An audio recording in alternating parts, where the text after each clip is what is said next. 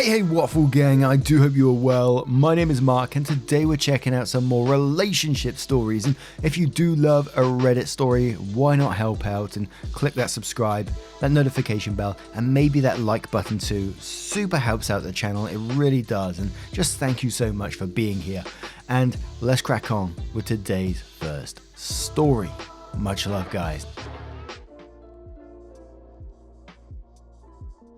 Today's first story comes from a throwaway account who says, "Wife deleted a message from my ex telling me that she was pregnant 5 years ago. It's been almost 2 weeks since I found out. We've did the tests and she's mine. My ex had sent me a message a couple of weeks before giving birth telling me about everything. My then girlfriend and present wife saw that my ex sent me a message and deleted it, then blocked her, apparently without reading it. Ex took that as me not wanting to be involved and raised our daughter all alone. For 5 fucking years. My daughter is turning 5 in a month and I haven't even met her. Every time I think about how much I missed out on, I just lose it.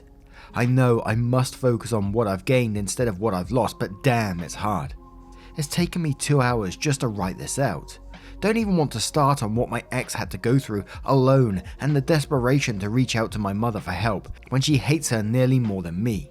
My wife says she's remorseful, that she was just very immature at the time and didn't think it could be that important. So much so, she forgot about it. I've never loved anyone more than my wife. She supported me through so much. I believe that she actually feels bad and regrets it. She's pregnant. Plus or minus 21 weeks pregnant with our first child together. We're currently separated while I deal with everything, but I don't know how we'll move forward after this. Edit. To further elaborate, I found out my mother, who's contacted about my ex about my daughter and how I ghosted her. I was talking to my wife about this and she confessed about deleting it and blocking it. And then there were some comments which gave some additional information, so someone asked, why didn't she try and contact you again and reach out to you more than once? To which OP replied saying, in all honesty, I was a shit boyfriend to her, especially towards the end, so I can't blame her for not trying harder to contact me. That's on me. I do want to forgive her. As I said, I believe she was just being childish in the moment, but damn, that was some bad timing. I'm not entirely sure I can forget about this." Someone asked OP, how did you find out? 2 weeks ago. And OP replied saying, my ex asked my mother for some cash for our daughter, and then my mum chewed me out for being a deadbeat. Asked her what she was talking about, and she told me about my ex and how I blocked her. Mentioned it to my wife, who admitted there was a time where she deleted a message from my ex and blocked her. A commenter said, do you think if your wife went to ex to explain herself and apologize in person, things would get a little better? Your wife made a mistake and she needs to take responsibility and making reparations. OP replied saying, my wife offered to do that, but my ex doesn't want to have much to do with her. Another commenter said, info. Do you actually honest to God believe that your hopefully soon to be ex-wife deleted it without reading it? OP replied saying, there's obviously that little devil saying that she read it, but I refuse to believe she knew about this and didn't tell me all this time. And we do have updates to this as well, but holy shit, imagine finding out that after 5 years and the feeling of betrayal from your wife as well. And I gotta be honest, from my point of view, and I may be wrong, I may be just, going too much into this, but I don't believe she didn't read it and deleted it. I mean, so the case is that she just saw X's name come up, deleted the message without seeing it at all, without any curiosity about what X was saying to OP or anything like that, so didn't look at the message at all. I can't believe that, I'm afraid. And maybe that's a me thing, but it certainly seems fishy to me. And if she did read and delete it purposely, how could you trust someone like that again? We've said it in previous stories, that how can you look at someone with the same amount of trust again? I just don't think I'd be able to. But we've already had those comments, so we're going to move straight in to the first update. So this update came 11 days later that said, got some messages asking for updates, and since my post got some attention, I thought I should publicly update. Long story short, I met with my ex last week, just to properly explain myself and discuss the whole what nows. It didn't end up being productive and mostly filled with awkward silence with a few miniature arguments. Towards the end, she said she'd been talking to a lawyer and didn't want me to be involved and will be seeking full custody of our daughter with no visitation, as well as suing me for back child support and getting me on child support, so that was fun. To be clear, I was always going to provide more than my fair share for any child of mine. I really don't know how any of this works, but I haven't received anything from the court or something, so it could have been just a threat, but she seemed serious. Regardless, I decided to find myself a lawyer to help me instead of waiting around, and eventually got linked with an old friend's brother whom I'm meeting tomorrow, which is great. My wife and I are trying to work things out. Due to the lawyer/court situation, financially speaking, we couldn't get an actual therapist, but my wife's pastor offered to provide marriage counselling for us. We only had 2 sessions before the family drama broke out, and we temporarily put counselling on pause. Basically, the thing about my wife deleting the message leaked out to the rest of the family, which led my wife getting uncivil messages from a couple of family members. My lovely older sister also decided to add to the fire by posting about this on her Facebook. My wife has locked herself at home since and has taken everything quite badly, since even her friends now know and have distanced themselves from her. I'm actually quite worried about it, but at least her mum is there with her and I try to check on her regularly. It's all just overwhelming. When I'm not thinking about my daughter, I'm thinking about my ex. When I'm not thinking about my ex, I'm thinking about my family drama. And when I'm not thinking about that, I'm thinking about my marriage and the pregnancy. And there's still work, so it's been a really terrible week. Find it hard to maintain optimism and excitement from my daughter when all this happened. Just a shit situation all around. This ended up being more of an event, so sorry about that. I probably won't give another update in the future unless there's good news. So, just thanks for the support. And we do have a final update which we'll go straight into. It's quite a long story, so the more condensed version is that I've met my daughter. My ex and I handled the custody and support agreements ourselves, still signed off by the court. We're both committed to making this co-parenting thing work and it's been going well so far. My wife and I are back at home and both excited about her nearing due date. We've decided to move on. The longer version. The last update ended with my ex threatening to fight me in court. Well, the lawyer I'd arranged suggested we give mediation a try and set that up with our lawyers and this mediator. Overall, the mediation went quite shit and seemed to be more detrimental to us ever cooperating.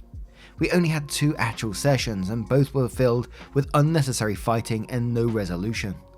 Funny enough, it was the chaos at the mediation that kind of proved to us both we weren't interested in fighting each other indefinitely, and she reached out late in the evening after the second mediation asking to meet up the next day. In that meeting, we talked things out and listened to one another, sorted through some baggage from our relationship as well as spoke about what exactly had been going on the past 5 years. Hours long conversation, but it was totally worth it. We agreed we'd make it work and put our daughter in the forefront. A meeting was arranged for me to drive over and see my daughter face to face, and I did.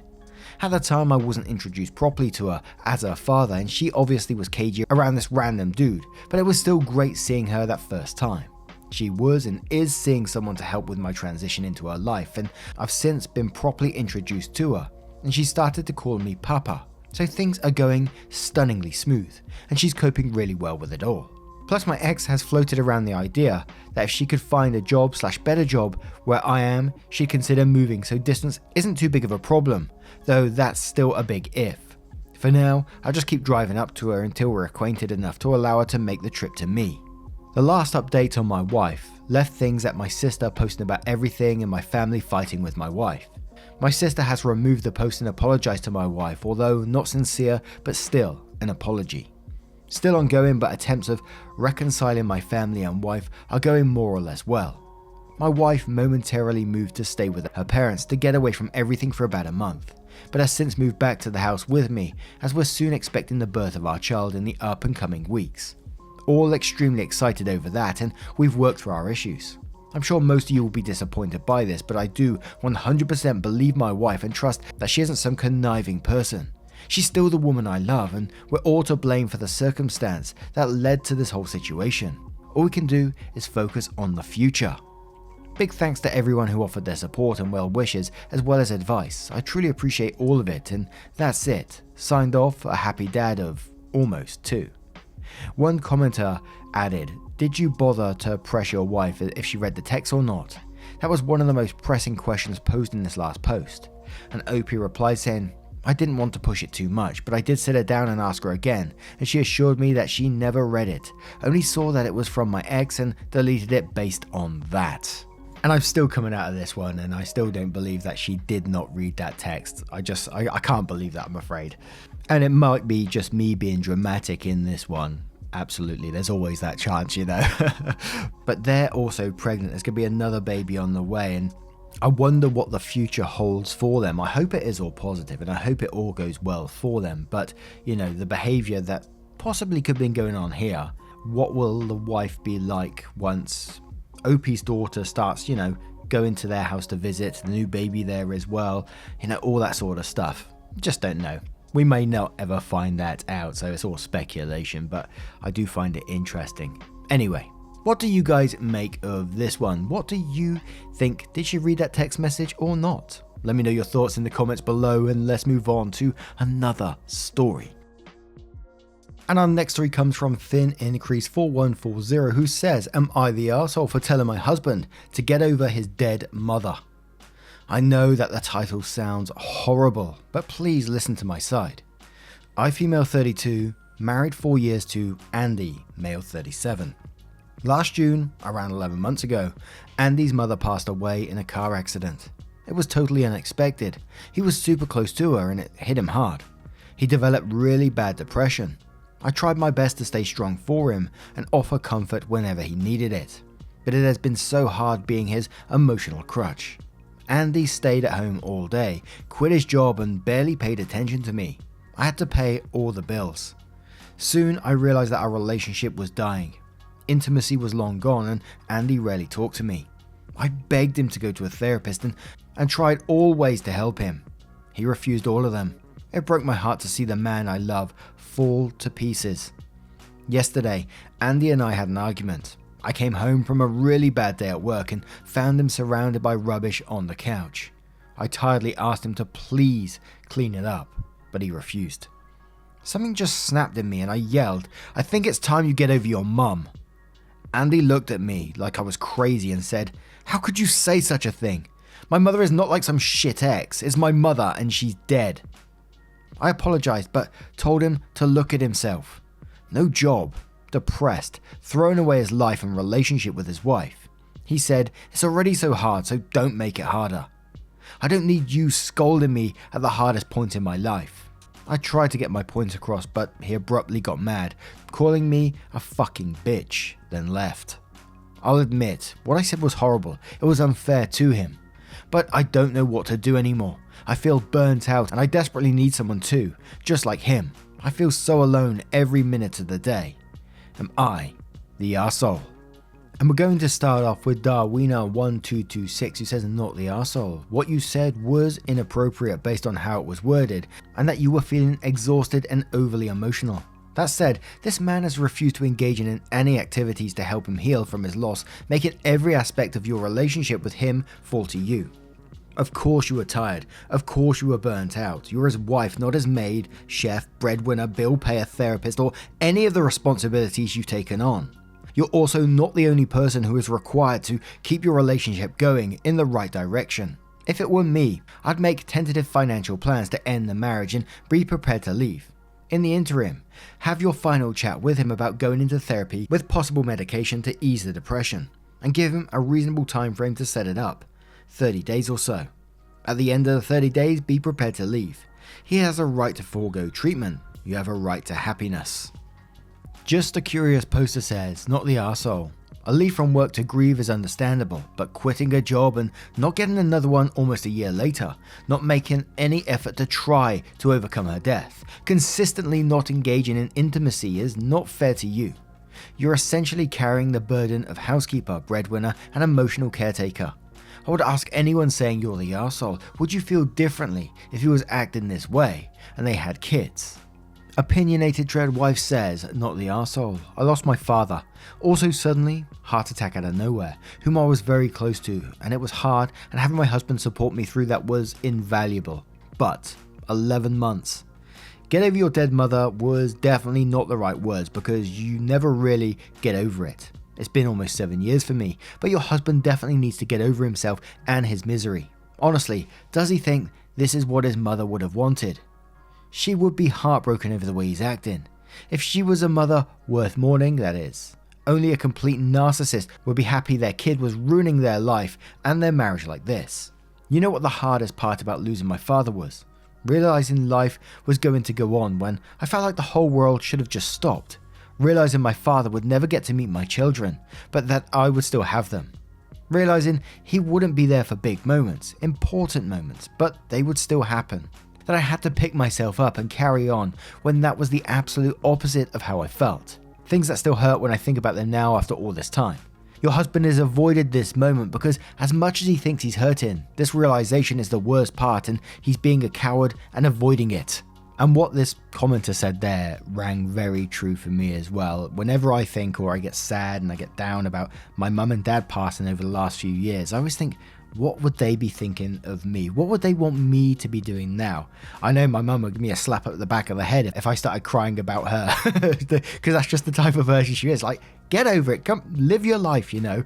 Life is for living kind of thing. She'd be like, don't waste your time on me, just because that's the type of person she was. And she wouldn't mean it in a horrible way or anything like that. She'd just want me to be living my best life. But I do understand, you know, people will. It's unavoidable to get upset over these things.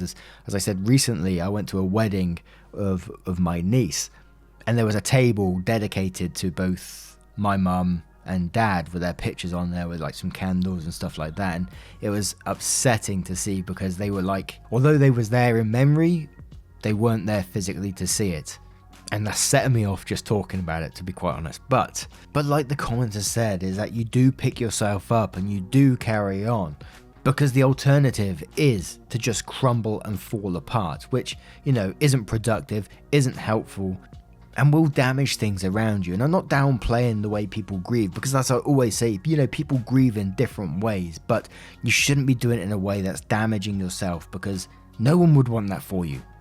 But we're going to have one more comment from Alarming Paper 8357, who says, not the arsehole, you've been supporting him for a year, and he is just spiraling into a deeper and deeper depression. He desperately needs professional grief therapy, because he has demonstrated that he simply cannot find a way out on his own. His anger at you is a function of his anger at his mother's death, so while it's hard not to take it personally, it really isn't you. People grieve differently, but this is not a healthy grief. It's approaching hysterical grief, which is hard to get a handle on once someone is swamped by it. Having said that, he needs to man up and take some self-care steps. You are right, he does need to take some steps to deal with his grief over his mum. His mother would be horrified at what has happened to her son if she could see him now. I think it would be helpful if you went to a therapist who specializes in grief counseling and get some support from them and ideas on how to support your husband, what triggers to avoid, and most importantly, how to encourage him to take the steps necessary to pull himself together and heal. The fact that you lashed out at him is a symptom of how his grief has affected you too, as well as your marriage, so don't beat yourself up. You're entitled to feel worried, abandoned, and stressed at the responsibility of keeping everything going. You aren't a saint, and maybe this is a wake-up call that change is needed. And grief stories, they always get to me, man. There's just like, the majority of you who have been here over the past, 2-3 years? I don't know how long we've been doing this for now, but you've heard, and you know, I hate to keep bringing it up, but it's just so relatable to these stories and the feelings involved, and I'm so close to them in some ways, and talking about grief, if it ever helps anyone, you know, I think it's worth it. And I've always felt like pragmatic about death and dealing with death, and like with my mum, I knew something was coming. We got it out of her, and she told us that she was dying, and you know, it was incredibly tragic at the time, and it really hurt to deal with. But then she passed like 3 weeks later. My dad was a whole year before, and it almost felt like I was grieving in that time up to his death, because we were seeing him, you know, sort of go downhill all this time. Then another family member, and I was like literally hugging her moments before she passed away, and it's just, it brings it such a different whirlwind of so many emotions. So, you know, and I say it every single time we cover a story regarding death and grief, and that we all deal with it in different ways. Many of my family members cried. I've cried as well. And like at the funerals and stuff, I just wasn't crying no more. I felt sort of, not numb, but you know, they're not with us anymore, but they're with us in memory, and I appreciated that. So it gave me the opportunity to care for my family whilst they was grieving in a different way, and you know, and that's okay. I had people say, you know, I was weird for the way I dealt with it, and I deal with it still. But as I said, I think as long as you're dealing with it in a healthy way that's not damaging to you or anyone else around you, then I think that's fine. But anyway, I've gone absolutely off on one again. I do apologize. Let me know what you guys make of this story. Let me know your thoughts in the comments below. And just a huge thank you for spending your time with me today, getting involved in the stories, your love, support and time, and the love that you show to other people in these stories as well, and to one another, is always appreciated. Stay awesome, please, and I will see you in the next one. Take care, guys. Much love. Wake up, get up, stretch my legs, eat some breakfast, milk and eggs, brush my teeth up, wash my face, throw my clothes on, start my day. Wake up, I can smell the smoke from the bacon. Let's go, see the sun shining from the windows. Okay, I know that today'll be a good day. Okay, I know that today'll be a good day.